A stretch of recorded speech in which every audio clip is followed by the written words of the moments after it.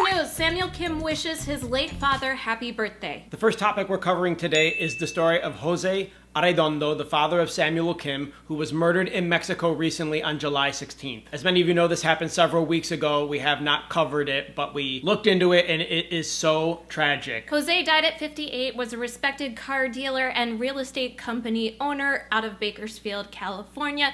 He was born in Mexico, moved to California at age 11, where he didn't speak any English, and then he became the successful company owner. He owned a home in Cabo San Lucas and was found dead in his condo due to blunt force trauma on July 16th. My heart especially goes out to Samuel Kim because he's 17 years old and he's dealing with this where he's been living in South Korea. He started training at age 11, kind of like his dad, following in his father's footsteps. Leaving home, going to another country, that sort of thing. Yeah. He debuted in the group One Punch at the age of 13 and is most famous, actually no, he's most famous for his music now because he's won multiple awards and he does fantastic music, but he was also in Produce 101 Season 2 where he debuted, or he lost, but he placed 18th in the competition. And there are a ton of different videos and news stories on the web about this story in particular, which is why we didn't also want to cover it immediately until a lot of the information came out and I was able to gather a lot of information about who this man was and what he meant to the community. And he made a tremendous impact not only in Bakersfield, but it looks like around the world. Thoughts and prayers are with his family. Next news topic, actor Kang Sung Wook receives 5-year jail sentence for sexual assault. It does seem like there are a lot of Korean entertainment peoples getting into legal trouble recently. Was Kang Sung Wook part of the Kakao chat group? No, he was not. This actually is about an incident that took place in August 2017 in Busan. It was on a famous Korean drama though, because it's the first time.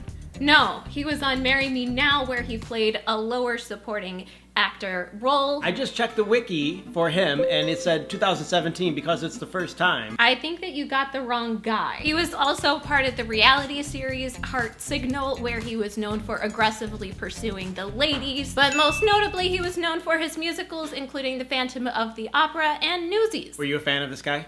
No, I was not a fan of this guy. I didn't really even know who he was, and I'm kind of glad because I have no feelings, and I'm besides just like, yay! I have no feelings. That made me laugh. Go to the next news story. Fuck that guy. In August 2017, he and a buddy of his went to a bar in Korea and bribed 2 ladies to come home with them, paid them an additional service charge. The ladies went home with them, one of the girls left, and then after the first girl left, he and his friend sexually assaulted the other woman, and when she pursued legal action, they called her a gold digger. Fuck that guy. Today's last topic, BigBang's Daesung denies knowledge of illegal business in his building. This is an interesting story, at least to me personally, because unlike Seungri, who got caught up in a really scandalous controversy, Daesung seems to be in the clear up until recently with this building purchase that happened in 2017. At least in recent years. It's being reported that Daesung knew about illegal businesses that were happening on the top 4 floors of the 8-story building that he purchased in 2017.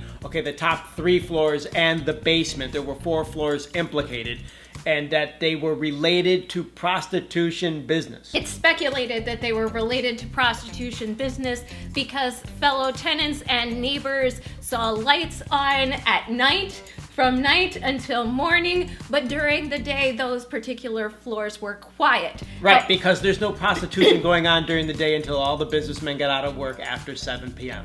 I mean, if you go to any particular district, anywhere in Seoul, you're going to find these types of establishments. They are everywhere. And they're not necessarily, obviously, prostitution either. They are places where you can go and have a drink, or a girl can serve you, or you can pay for an entire bottle of liquor, several $100s, and some of that money could go towards her sitting with you throughout the entire evening and then possibly accompanying you after that. It's all very subtly happening.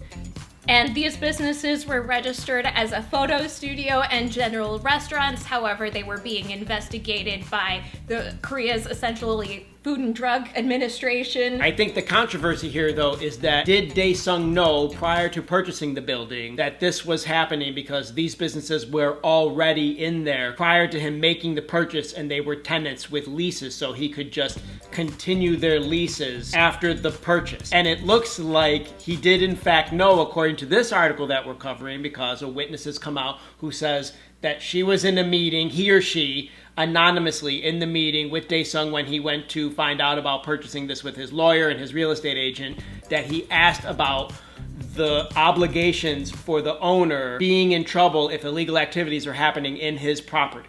And if he could kick out illegal tenants or illegal businesses like he would a normal tenant, and he was finding out that he couldn't. However, can I say the caveat, the weird twist to this? They actually cannot prove that prostitution was going on. This whole investigation started because somebody claimed that there were drugs being consumed in the building. They found out that that wasn't happening, but there were karaoke machines in these particular restaurants. So then the Food and Drug Administration could be like, this is illegal, you're not allowed to have equipment, music equipment, along with the food. So they were pursuing those avenues, and they were also going after them for tax fraud. But as soon as they found out that they were being investigated for taxes, the businesses closed down. And therefore he couldn't be in trouble after that once businesses are closed. Well, and the police couldn't investigate further. Correct. Yeah, so leave Daesung alone. He's just a rich guy who owns a building. But maybe he was doing some illegal activities. He wasn't doing any illegal activities. He just owned the place. But he was making money off of illegal activities while he was in the military. Did he know about this? Did he not? Yes, he was in the military. He bought the place 2 months after he went and sought the legal advice, and he's been in the military basically ever since. But did he have people? He had to have people who were managing the place. The whole thing is, in Korea, how severely do law enforcement want to enforce these laws? And in the past, they've had tons of laws on the books, and they do not enforce nearly half of them. And this includes things like building code until a building falls over, and then of course they started enforcing building code more. And now that the Seungri scandal has rocked the nation, they are cracking down and enforcing so many more laws that they used to just slap on the wrist and brush under the table. And this is how he's being investigated also. And it's also kind of this cancel culture that's going on around Korean entertainment. And because of Seungri, everyone from BigBang is under a lot of suspicion and a lot less allowance, leniency? Freedom. We hope you enjoyed this format of 3 topics in one video. Comments down below any of the 3 topics that we talked about. Which one has troubled you the most? Which one is the most interesting? Which one do you have an opinion on? What are your thoughts on Daesung? Do you have a big heart? Are you crying about Samuel Kim's father? His father. As somebody who's lost their mom at a very young age, my heart breaks for him. It's really unfortunate. Comments, you guys. Click the like button. Thank you for supporting us here at HallyuBack. Let us know if you'd like more videos, comments, which topics you'd like us to cover next. And we'll see you next time. That's it. We're out of here. Hasta luego. Bye.